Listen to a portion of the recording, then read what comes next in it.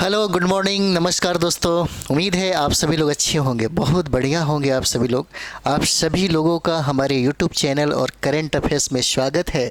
बहुत बहुत अभिनंदन है आप सभी लोगों का। तो जैसा कि हम लोग करेंट अफेयर्स देख रहे थे और करेंट अफेयर्स में हम लोग बहुत ही महत्वपूर्ण जो प्रश्न है उसी पर हम लोग फोकस कर रहे हैं। तो चलिए हम लोग अगला प्रश्न करते हैं। अगला प्रश्न हमारा हो जाएगा,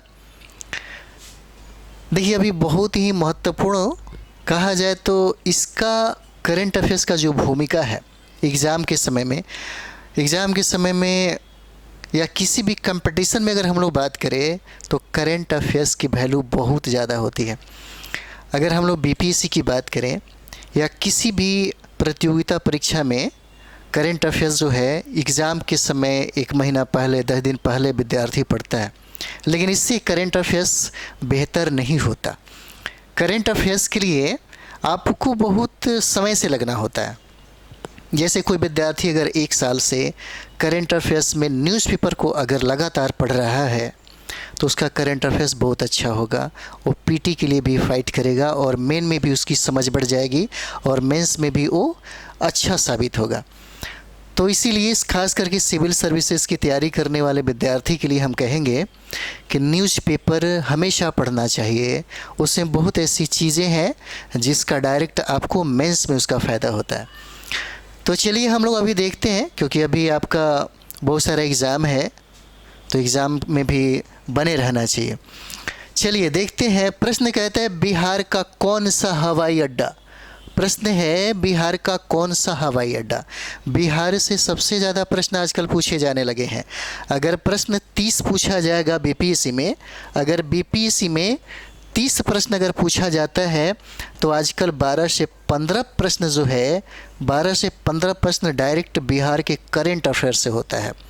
इसीलिए जब बीपीएससी का विद्यार्थी तैयारी करता है तो करंट अफेयर्स सबसे ज़्यादा बिहार पे ही जोर देता है, क्योंकि नेशनल इंटरनेशनल ऐसे भी उसका तैयारी हुआ रहता है। लेकिन बिहार का जो करंट अफेयर्स है थोड़ा मुश्किल होता है, और मुश्किल भी नहीं है, बहुत मुश्किल नहीं है, क्योंकि बात यह है कि इसको दरकिनार करके चला जाता है।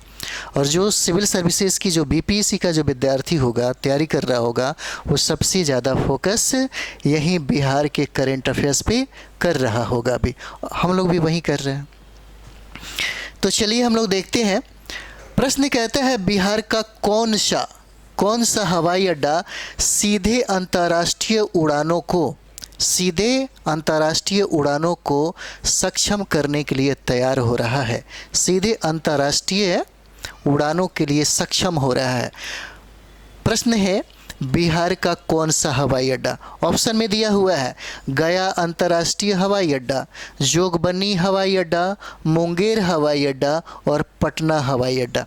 इसी तरीके से ऑप्शन भी रहेगा और इसमें हमको तय करना है। अगर हम पढ़े रहेंगे, करंट अफेयर्स में भी दिया हुआ था, जैसे में न्यूज़पेपर अगर आप पढ़ते होंगे तो न्यूज़पेपर में बहुत बड़ी बड़ी बातें, यानी कि बिहार से संबंधित करंट अफेयर्स में बहुत अच्छा पॉइंट दे रहा है, आप लोगों को पढ़ना चाहिए। तो यहाँ पे हम लोग देखेंगे 4 ऑप्शन है। 4 ऑप्शन में इसका आंसर क्या हो जाएगा, तो इसका आंसर जो है डी हो जाएगा, पटना हवाई अड्डा। ये हो जाता है पटना हवाई अड्डा को ही सीधे अंतर्राष्ट्रीय उड़ानों को सक्षम करने के लिए तैयार किया जा रहा है। कौन सा हो जाएगा, डी आंसर हो जाएगा, पटना हवाई अड्डा हो जाएगा। पटना हवाई अड्डा हो जाता है यहाँ पे। तो हम लोग यहाँ पे देखते हैं एक बार और, पटना हवाई अड्डे पर बनने वाले नए टर्मिनल से कहाँ पे, तो direct Nepal, Japan, Vietnam, Myanmar और थाईलैंड जैसे देशों के लिए सीधी उड़ान सेवाएं शुरू हो जाएगी। क्या हो जाएगा, सीधी उड़ान सेवाएं शुरू हो जाएगी और यह पटना हवाई अड्डे पर यह बनाया जा रहा है। इसे कहा जाता है कि अब डायरेक्ट जब ये टर्मिनल तैयार हो जाएगा तो डायरेक्ट अब पटना से डायरेक्ट नेपाल, उसके बाद जापान, वियतनाम, म्यांमार, थाईलैंड जैसे देशों के लिए सीधी उड़ान सेवाएं प्रारंभ हो जाएगी। और ये स्थल बोध गया आने वाले बौद्ध पर्यटकों के बीच लोकप्रिय है। क्योंकि यहाँ से जो हम लोग देख रहे हैं, जापान देखते हैं, Vietnam, Myanmar, Thailand, Sri Lanka, China, बहुत ऐसे कंट्री हैं। क्योंकि यहाँ पे देखिएगा तो बोध गया जो बिहार यानी कि पटना उतरने के बाद ही लोग डायरेक्ट जाते हैं यह तीर्थ स्थल पे। यह बहुत ही ज़्यादा फेमस है विश्व में। चलिए अगला प्रश्न हम लोग यहाँ पे देखते हैं। अगला प्रश्न हो जाएगा अंतरिक्ष और रक्षा के लिए।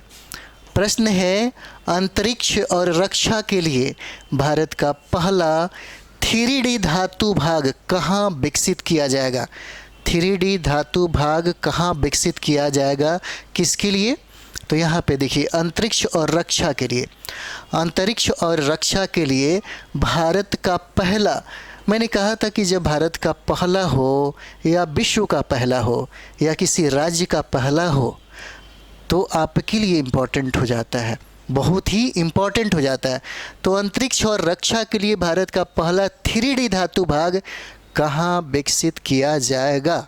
कहाँ विकसित किया जाएगा?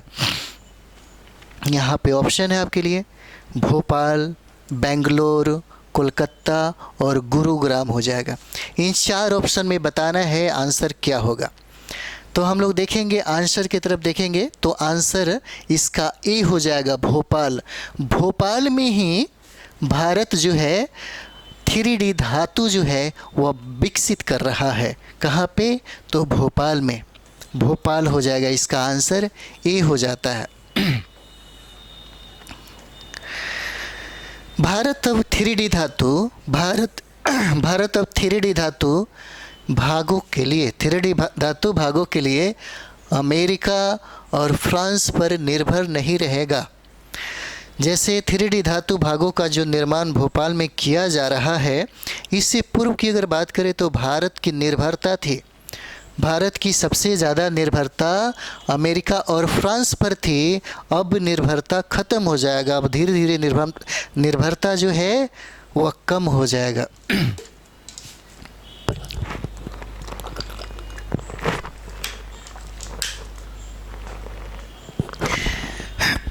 चलिए आगे देखते हैं।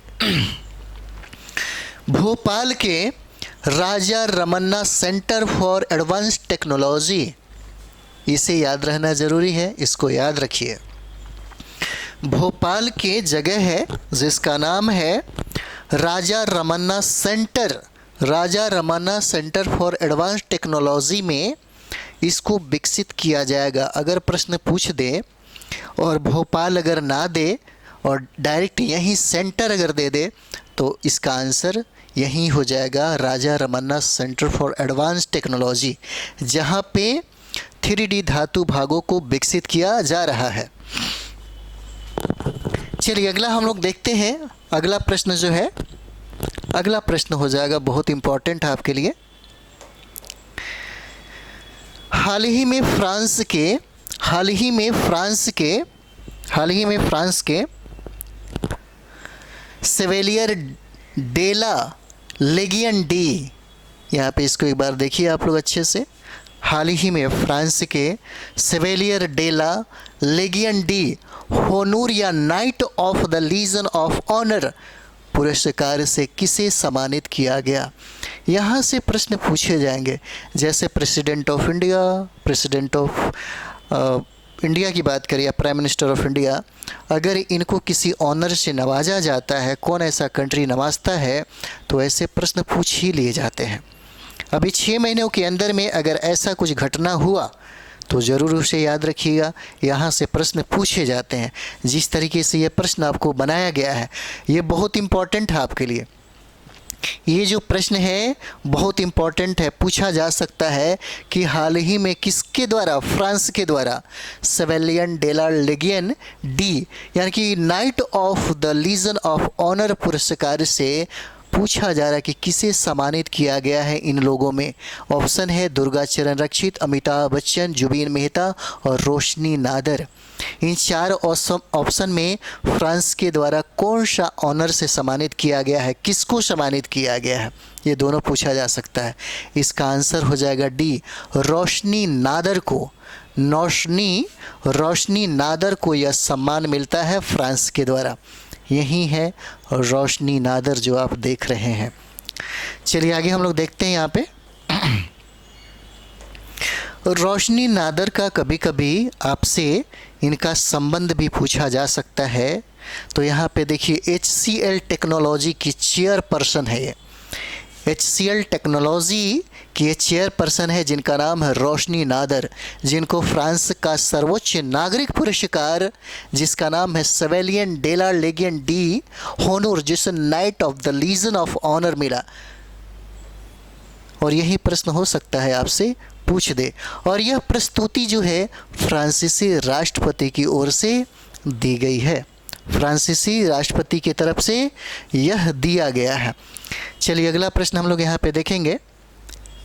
ये भी प्रश्न आपके लिए इम्पोर्टेंट है, बिहार से संबंधित प्रश्न है। बिहार में नई वंदे भारत एक्सप्रेस का प्रश्न है। बिहार में नई वंदे भारत एक्सप्रेस का प्रस्तावित मार्ग क्या है? प्रस्तावित मार्ग,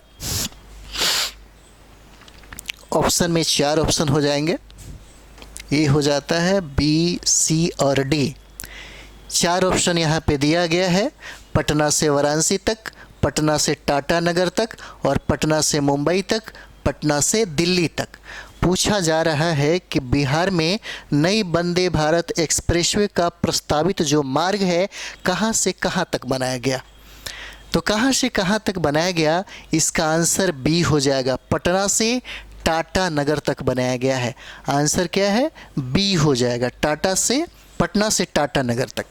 पटना से टाटा नगर जो आप देख रहे हैं, यही नई वंदे भारत का जो बिहार के लिए है वो मार्ग हो जाता है पटना से टाटा नगर का।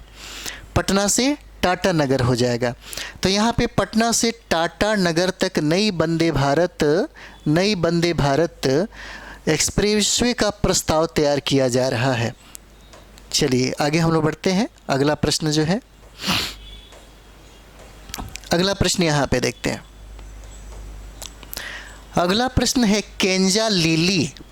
अगला प्रश्न हो जाता है केंजा लिली, जो हाल ही में दुनिया की पहली मिस AI बनी। मिस AI आर्टिफिशियल इंटेलिजेंस, और किस देश से संबंधित है, यह प्रश्न पूछा जा रहा है। बहुत ही VVI है यह जो प्रश्न है, बहुत ही VVI है आपके लिए।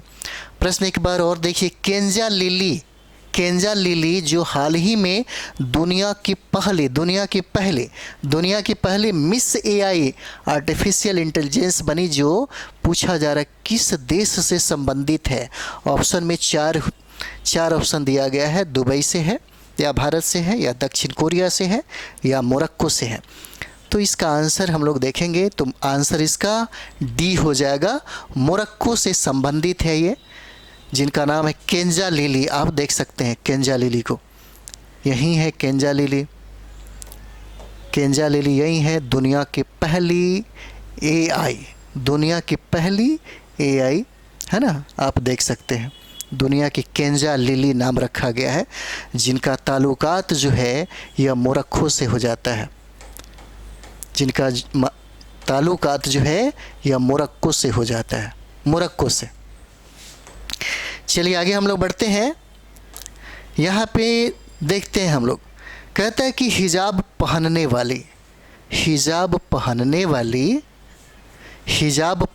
वाली मोरक्को की AI जनरेटेड मॉडल, जिस तरह से हम लोग देखते हैं रोबोट को, उसी तरीके से इसको जनरेट किया गया। यानी कि हिजाब पहनने वाली मोरक्को की AI जनरेटेड मॉडल और प्रभावशाली व्यक्ति केंजा लिली दुनिया की पहली मिस AI बन गई है। जिनका ताल्लुकात कहाँ से है? मोरक्को से हो जाता है, मोरक्को से हो जाएगा। चलिए अगला देखते हैं। अगला प्रश्न देखेंगे हम लोग यहाँ पे। अगला प्रश्न है भारतीय पुरुष क्रिकेट टीम का मुख्य कोच किसे नियुक्त किया गया है? इम्पोर्टेंट है आपके लिए। एक बार और देखिए, 4 ऑप्शन दिए गए हैं। भारतीय पुरुष क्रिकेट टीम का मुख्य कोच किसे नियुक्त किया गया है? राहुल द्रविड़ को कोच नियुक्त किया गया, या महेंद्र सिंह धोनी को किया गया, या गौतम गंभीर को किया गया, या WV रमन को बनाया गया है?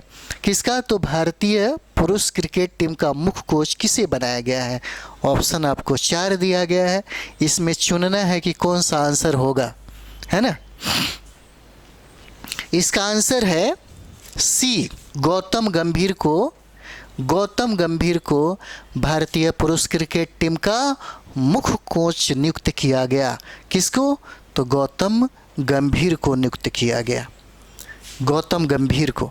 यही है गौतम गंभीर, इन्हीं को मुख्य कोच जो है वो नियुक्त किया गया है, गौतम गंभीर को।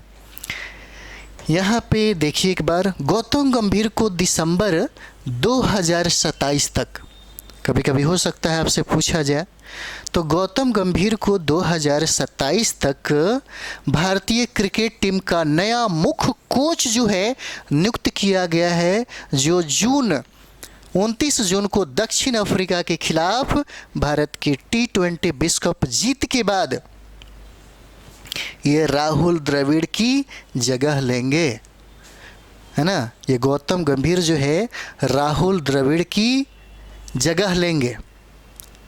चलिए अगला हम लोग देखते हैं, अगला देखते हैं प्रश्न। यहाँ पे देखिए, अगला प्रश्न है, कौन सा राज्य, पूछा जा रहा है कि कौन सा राज्य भारत का पहला राज्य बन गया है जहां ट्रांसजेंडर व्यक्तियों को सब इंस्पेक्टर के पद पर बहाल किया जाएगा और किया गया है ना। बहुत इम्पोर्टेंट है और बहुत ज़्यादा चर्चा में रहा। अगर आप पटना का खबर देख रहे होंगे तो एक टीचर हैं रहमान सर, तो रहमान सर के पास ही ये ट्रांसजेंडर जो है पढ़ कर के वो यहाँ पे सब इंस्पेक्टर बनी, है ना। तो बहुत चर्चा में रहा, पटना में ही, पटना के बाहर भी बहुत सारा खबर में रहा, न्यूज़पेपर में रहा और बहुत सारे मीडिया में, सोशल मीडिया में ये चर्चा में रहा है। तो यकीन है कि आप बना दीजिएगा। फिर भी हम ऑप्शन में देते हैं आपको, कौन सा राज्य भारत का पहला राज्य बन गया जहां ट्रांसजेंडर व्यक्तियों को सब इंस्पेक्टर के पद पर बहाल किया जाएगा? और इसका आंसर है बिहार। बिहार का बहुत बड़ा योगदान है। बिहार भारत का वह पहला राज्य है जो ट्रांसजेंडरों को सरकारी नौकरी में अधिकार दिया है। बहुत बड़ी बात है, यह बहुत योगदान के, है ना, और बहुत सारी बातें हैं बिहार के लिए, बहुत बड़ी योगदान है, बहुत बड़ी उपलब्धि है बिहार के लिए। चलिए अगला देखते हैं हम लोग। इसमें देखा जाए, बिहार पहली बार, कहता है बिहार पहली बार अपनी पुलिस सेवा में 3 ट्रांसजेंडर व्यक्तियों को नियुक्त करने के लिए तैयार है। हालांकि वैकेंसी में देखिएगा आपके 5 रखा गया था, लेकिन 2 लोग किसी वजह से नहीं साइड फाइट कर पाए, इसलिए 2 वैकेंट ही रह गया और 3 जो है वो लोग नियुक्त हो गए। चलिए अगला प्रश्न हम लोग देखते हैं। यहाँ पे अगला प्रश्न यहाँ पे देखिए, अगला प्रश्न है मित्र वन। तो मित्र वन के संबंध में निम्नलिखित कथनों पर विचार कीजिए। कहता है कि निम्नलिखित कथनों पर विचार कीजिए। किसके बारे में? मित्र वन के बारे में। तो कथन 1 और 2 पहले देखते हैं। कथन 1 कहता है कि उत्तर प्रदेश सरकार द्वारा 25 जिलों में मित्र वन की घोषणा की गई है। यह उत्तर प्रदेश के विद्यार्थी जो होंगे उनके यहाँ, मतलब यूपी में जो भी एग्ज़ाम होगा वहाँ पे बहुत ही VVI हो जाएगा। और ऐसा भी नहीं है, हो सकता है कि मित्र वन के बारे में बिहार में भी पूछ दे और बिहार का कोई प्रश्न ऐसा भी हो जो अन्य राज्यों में भी पूछा जाता है। तो चलिए एक कथन हो गया। दूसरा कथन देखते हैं कि मित्र वन के साथ साथ प्रत्येक जिले में शक्ति वन, युवा वन और बाल वन जैसे विशेष वन भी स्थापित किए जाएंगे। और इसमें कह रहा है कि उपयुक्त में से बताइए कौन सा कथन जो है वह सत्य है। पूछता है कौन सा कथन इसमें सत्य हो जाएगा। तो कौन सा कथन सत्य है? इसका आंसर हो जाएगा बी। इसका आंसर क्या है? बी हो जाएगा। बी कथन सत्य है। उत्तर प्रदेश सरकार द्वारा यहाँ पे 25 नहीं 35 जिलों में मित्र वन की घोषणा की गई है। और मित्र वन के साथ साथ इसका मतलब ये गलत है और ये सही है, इसलिए उपयुक्त कथन में से सही पूछा जा रहा है। कौन हो जाएगा? तो केवल 2 हो जाता है, केवल 2 हो जाएगा। तो यहाँ पे हम लोग देखेंगे, कहता है कि उत्तर प्रदेश की योगी आदित्यनाथ सरकार ने 35 जिलों में मित्रवन स्थापित करने की बड़ी पहल की घोषणा की है। कितने डिस्ट्रिक्ट में? तो 35 डिस्ट्रिक्ट हो जाएगा, 35 डिस्ट्रिक्ट। चलिए अगला हम लोग देखते हैं। यहाँ पे अगला प्रश्न हो जाएगा प्रोजेक्ट परी। प्रोजेक्ट परी कहिए या प्रोजेक्ट पारी कहिए। तो प्रोजेक्ट परी जो हाल ही में खबरों में था, किस मंत्रालय से संबंधित है? प्रोजेक्ट परी जो पूछा जा रहा है कि हाल ही में बहुत ज़्यादा चर्चा में रहा है, बहुत ज़्यादा खबरों में रहा है, यह किस मंत्रालय के अधीन हो जाएगा और यह किस मंत्रालय से संबंधित है? प्रश्न यही पूछा जा रहा है और आपके सामने 4 ऑप्शन है, रक्षा मंत्रालय, कृषि मंत्रालय, संस्कृति मंत्रालय या गृह मंत्रालय। 4 ऑप्शन यहाँ पे दिए गए हैं। तो इसमें आंसर हम लोग देखेंगे, इसका आंसर क्या हो जाएगा? सी हो जाएगा। संस्कृति मंत्रालय से ये क्या है? संबंधित हो जाते हैं, संस्कृति मंत्रालय से। प्रोजेक्ट परी, प्रोजेक्ट परी हो जाएगा।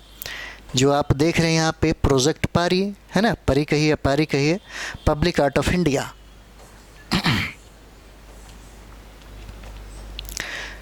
भारत सरकार के संस्कृति मंत्रालय ने, भारत सरकार के संस्कृति मंत्रालय ने, भारत सरकार के संस्कृति मंत्रालय ने परियोजना पारी, जो भारत की सार्वजनिक कला, ये क्या किया गया? शुरुआत किया गया किसके द्वारा?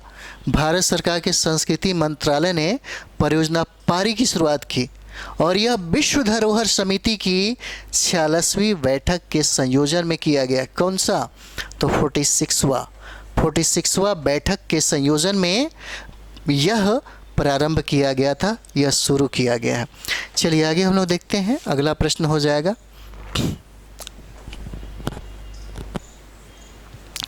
अगला प्रश्न है, अगला प्रश्न हो जाता हाल ही में मलेशिया की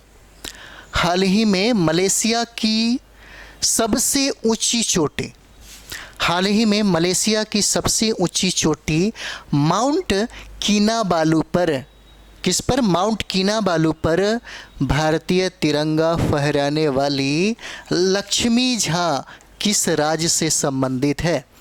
किस राज्य से संबंधित है लक्ष्मी झा? चलिए एक बार और देखिए, बहुत इंपॉर्टेंट है, हो सकता है यह प्रश्न आपसे पूछा भी जा सके, हो सकता है ये सवाल आपसे पूछा जाए। हाल ही में मलेशिया की सबसे ऊंची चोटी माउंट किनाबालू पर भारतीय तिरंगा फहराने वाली लक्ष्मी झा किस राज्य से संबंधित है? ऑप्शन में 4 दिया हुआ, बिहार, उत्तर प्रदेश, मध्य प्रदेश और झारखंड, लेकिन आंसर क्या हो जाएगा? आंसर है इसका ए, बिहार हो जाएगा। बिहार से ये क्या है? संबंधित है। यहाँ पे हम लोग देखेंगे कि हाल ही में, और ये बिहार के सहरसा ज़िले की रहने वाली है, लक्ष्मी झा जो है बिहार की सहरसा ज़िले की रहने वाली हैं और इन्होंने ही मलेशिया के सबसे ऊंची चोटी माउंट किनाबालू पर भारतीय तिरंगा फहराया, भारतीय तिरंगा फहराया, जिनका नाम है लक्ष्मी झा और ये सहरसा की रहने वाली है। चलिए अगला प्रश्न हम लोग यहाँ पे देखेंगे, हाल ही में कौन पाकिस्तान में, हाल ही में कौन पाकिस्तान में लाहौर उच्च न्यायालय के मुख्य न्यायाधीश का पद संभालने वाली प्रथम महिला बन गई है? प्रथम महिला बन गई है, प्रथम महिला बन गई है। तो यहाँ पे देखिए पूछा जाएगा, ये इम्पोर्टेंट है इसलिए क्योंकि एक बार पहले देख लीजिए, कहते हैं कि कौन पाकिस्तान में लाहौर उच्च न्यायालय के मुख्य न्यायाधीश का पद संभालने वाली प्रथम महिला बन गई है, प्रथम महिला, इसीलिए यह सवाल पूछा गया है। 4 ऑप्शन दिया गया है, 4 ऑप्शन दिया गया है, न्यायमूर्ति आयशा मलिक, न्यायमूर्ति आयशा परवीन, न्यायमूर्ति आलिया नीलम और न्यायमूर्ति साहिबा खातून। इन 4 लोगों में कौन ऐसी महिला है जो पहली बार, प्रथम बार महिला न्यायाधीश बनी है? तो आंसर देखिए, इसका आंसर सी हो जाएगा, न्यायमूर्ति आलिया नीलम नाम है।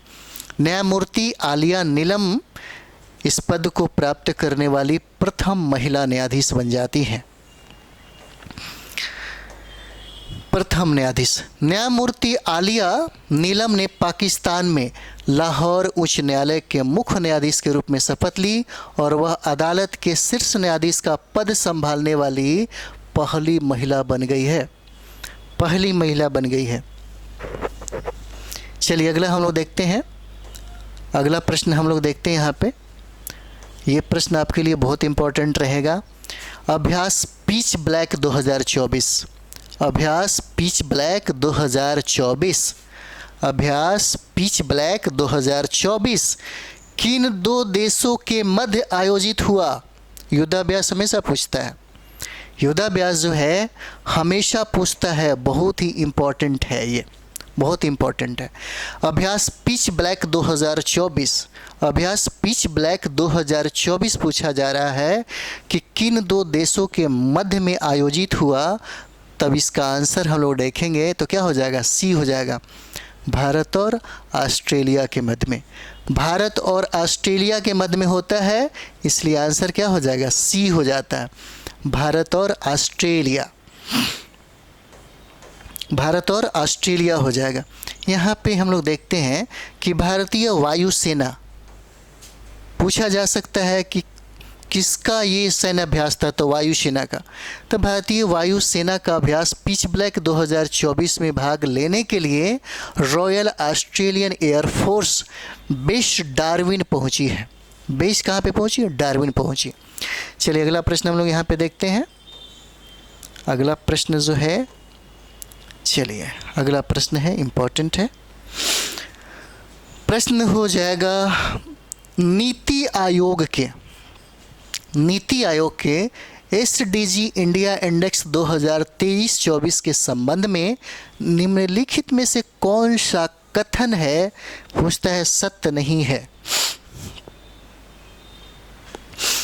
कौन सा कथन सत्य नहीं है?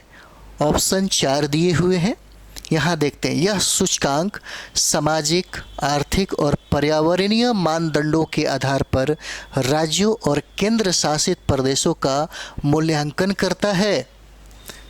यह क्या है? मूल्यांकन करता है। ऑप्शन में कहता है, यहाँ पे 4 ऑप्शन दिया हुआ है और कहता है कि कौन सा कथन सत्य नहीं है, यानी कि कौन सा कथन गलत है, ये पूछा जा रहा है। तो सबसे पहले हम लोगों ने ये देखा यहाँ पे, ये जो कथन है ये बिल्कुल सही है। ये जो कथन है बिल्कुल सही है। उसके बाद यहाँ पे कहता है कि महाराष्ट्र और गुजरात को शीर्ष प्रदर्शन करने वाले राज्य बताया गया है। शीर्ष प्रदर्शन करने वाला राज्य बताया गया किसको? महाराष्ट्र और गुजरात को, जो क्या है? गलत है। फिर ऑप्शन सी हम लोग देखेंगे कि बिहार को सबसे खराब प्रदर्शन करने वाला राज्य माना गया है, ये भी सही है। और फिर कहता है कि भारत का समग्र एसडीजी स्कोर 2020 से 21 में 66 से बढ़कर 2023-24 में 71 हो गया है, ये सही है। तो हम लोग यहाँ पे देखेंगे, कहता है कौन सा कथन सत्य नहीं है, गलत है, तो हम लोगों ने क्या देखा? 20 में देखा। बी जो है, बी कथन के अनुसार क्या है? गलत हो जाता है। बी कथन के अनुसार गलत है। ठीक है, चलिए आगे हम लोग देखते हैं। आप यहाँ पे देख सकते हैं इसका रैंकिंग है। उत्तराखंड 79, केरला 79, तमिलनाडु 78। चलिए और भी देखेंगे हम लोग यहाँ पे।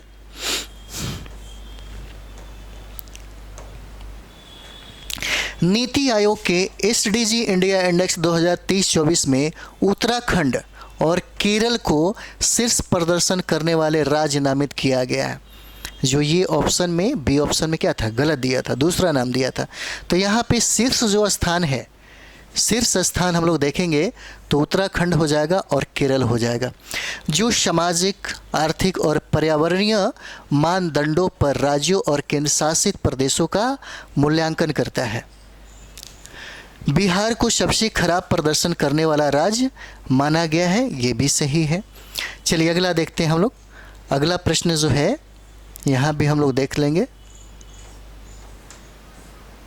चलिए अगला हम लोग देखते हैं। चलिए अगला प्रश्न है, यहाँ पे हम लोग देखते हैं। थोड़ा सा आगे बढ़ा दिया जाए। चलिए आगे बढ़ा दिया जाए, दिख रहा होगा मेरे ख्याल से। DD Rubicon, DD Robocon India 2024 के संबंध में निम्नलिखित कथनों पर विचार कीजिए।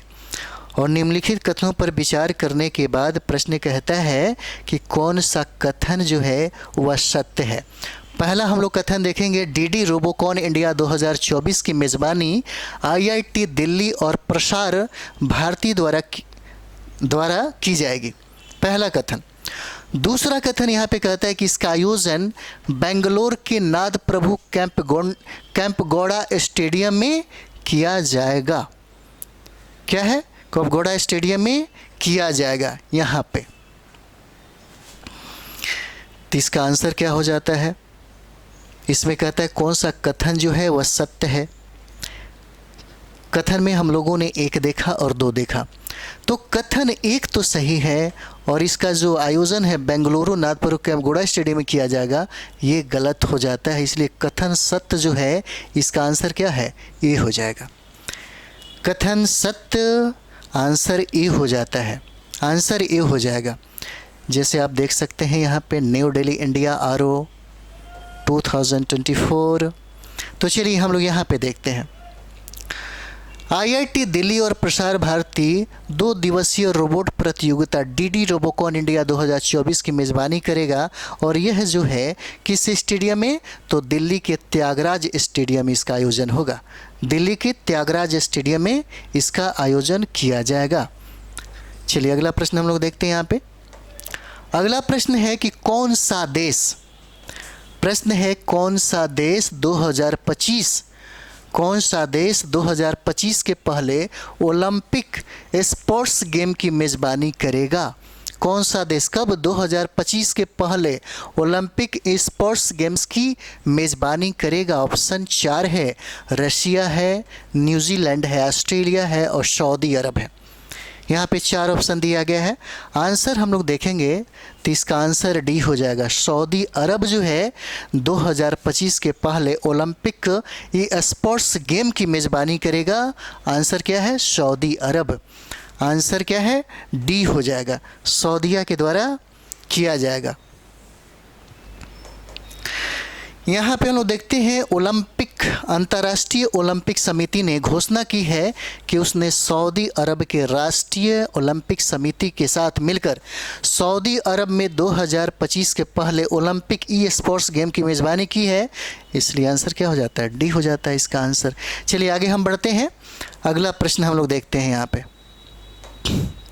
अगला प्रश्न, प्रधानमंत्री नरेंद्र मोदी ने, भारत के प्रधानमंत्री नरेंद्र मोदी ने किस दिन को संविधान हत्या दिवस घोषित किया गया? संविधान हत्या दिवस घोषित किया है। ऑप्शन आपके पास 4 है, 25 जून, 27 जून, 29 जून और 30 जून हो जाएगा। तब इसमें हम लोग आंसर देखेंगे तो आंसर क्या हो जाएगा? ए आंसर हो जाता है 25 जून को। 25 जून को भारत के प्रधानमंत्री नरेंद्र मोदी ने संविधान हत्या दिवस घोषित किया। कब? 25 जून को। यहाँ पे 25 जून हो जाएगा। चलिए अगला प्रश्न हम लोग देखते हैं। इसमें लिखा है 25 जून, है ना। चलिए, हत्या दिवस घोषित किया गया। आपके लिए बहुत इम्पोर्टेंट सवाल है, बिहार से ही कहीं संदर्भ में है, बिहार से संबंधित है। तो चलिए हम लोग देखते हैं। ये बहुत इम्पोर्टेंट सवाल है आपके लिए। हाल ही में बिहार में पहली बार गोद लेने का आदेश किसने जारी किया? प्रश्न पूछा जा सकता है। ऑप्शन में भी 4 दिया हुआ है। हाल ही में बिहार में पहली बार गोद लेने का आदेश किसके द्वारा जारी किया गया? 4 ऑप्शन है। क्या यह आदेश मुख्यमंत्री के द्वारा जारी किया गया था? क्या यह पुलिस अधीक्षक के द्वारा किया गया? क्या जिला अधिकारी के लिए? या इनमें से कोई नहीं? तो ऑप्शन में आंसर इसका जिला अधिकारी हो जाएगा। आंसर क्या हो जाता है? जिला अधिकारी है। और जिला अधिकारी ने बिहार में पहली बार गोद लेने का आदेश जो है जारी किया। किसने? जिला अधिकारी ने। कहाँ पे? तो बिहार में। कहाँ पे? तो बिहार हो जाएगा, है ना। बिहार में पहली बार गोद लेने का आदेश जो है वह डिस्ट्रिक्ट मजिस्ट्रेट के द्वारा, जिला अधिकारी के द्वारा लिया गया। आंसर क्या हो जाएगा? सी हो जाता है। तो चलिए हम लोग अगले प्रश्न में, बहुत सारा प्रश्न हम लोग बिहार के साथ साथ नेशनल और इंटरनेशनल जो प्रश्न पूछने की संभावना है हम लोग उसी पे चर्चा करेंगे और बात करेंगे। तो मिलते हैं अगले वीडियो में। थैंक यू वेरी मच आप सभी लोगों को।